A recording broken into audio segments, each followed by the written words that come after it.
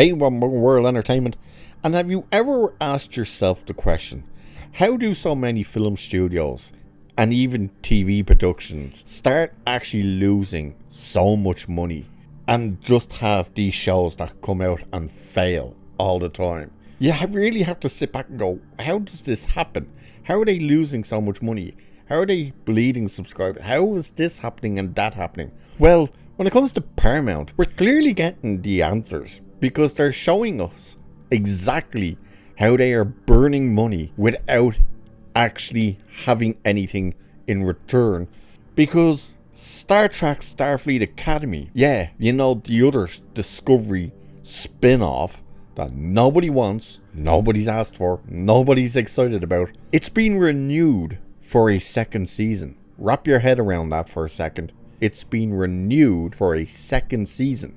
Newsflash, they haven't even finished filming the first season. How do you renew a show when you haven't even finished the first bloody part of it?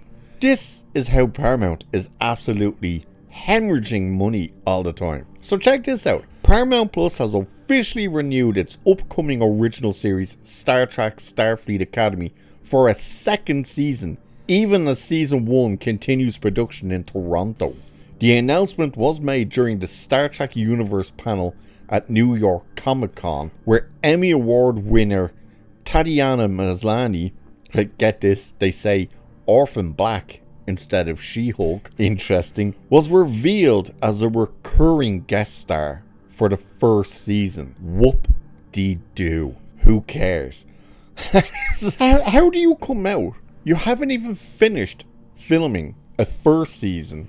You had no images, nothing. All we know is some of the cast. We don't even know who other people could be in the thing. No footage, no trailers, no posters, nothing. And you come out and go, we've been renewed for a second season. How and why have you been renewed for a second season? I have a theory. I do have a theory. But the question still has to be like, how can you just go, wow, we're putting money into this show, and every time we look at Twitter or something, it's not trending. No one's ever talking about it. And when something off it does blip up, when we push it, the reactions aren't good unless they're manipulated reactions. Here's what we'll do. Let's invest more money into another season of a show we have no idea how an audience is going to receive. Like, that is ridiculous. My theory for why they're doing this, because they've done it with Strange New Worlds, they've done it now with this, and they did it with something else. I can't remember which one. I think it was possibly that Prodigy, or the other one. What was the other animated one? Lower Decks. Before they cancelled them, they used to announce, oh, it's renewed for another season. You were like, how? How is it possibly renewed for another season? Now, the difference with Strange New Worlds was they had finished filming it. We had seen a trailer for it before they announced, hey, we renewed it for a second season. But it still is stupid.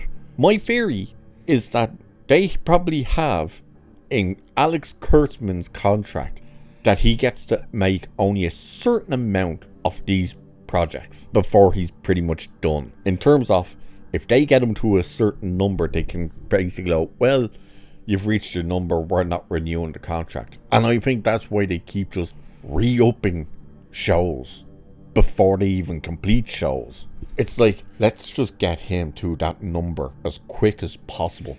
Renew that show. Even though they're probably looking at each other, what do you mean renew it? They haven't even finished filming the first part of it. Don't care, renew it.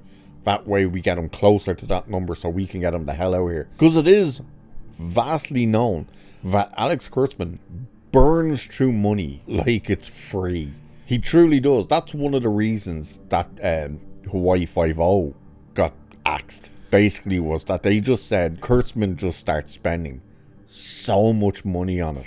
And then they were even saying that about when he did Clarice. They were like, it was dumb enough to try and make a show where you couldn't even mention Hannibal Lecter. But again, he was just tearing through money. And he's done the same thing with Star Trek. And it's funny because if you actually go to their announcement on X or even Instagram, wherever they put it up, look at all the responses.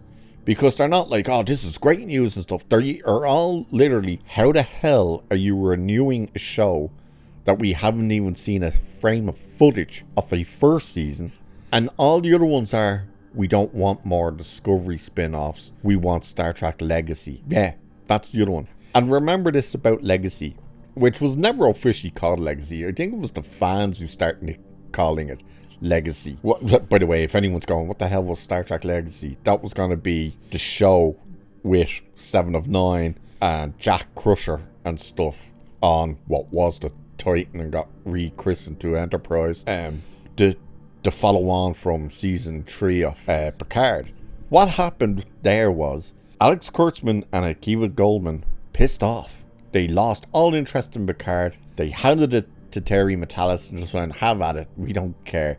And they buggered off to do Strange New Worlds and whatnot. And what happened? Terry Matalas made a season that people liked for the very small handful of us that actually watched it.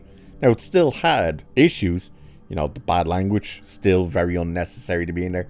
The lighting and some, like, the villain was a bit, Christopher Palmer's daughter, whatever her name is, she wasn't exactly the best. But it was still a solid season. We actually got decent Star Trek, something that looked like Star Trek, felt and even sounded like Star Trek. And that obviously pissed Kurtzman off, that show that he had nothing to actually do with got such well-received comments and whatnot from the fans, that the fans then were asking for more of that. Oh, Terry Matalas, we want him to do Legacy. Because do you remember what happened? Kurtzman came out and said, oh, Legacy's probably not going to happen, but it has nothing to do with me. I don't have the say for that. How? How does the guy who's in charge of all things Star Trek not have the say in whether Legacy gets done? And yet, we're seeing the likes of Starfleet Academy with Tilly and Tig Notaro in it.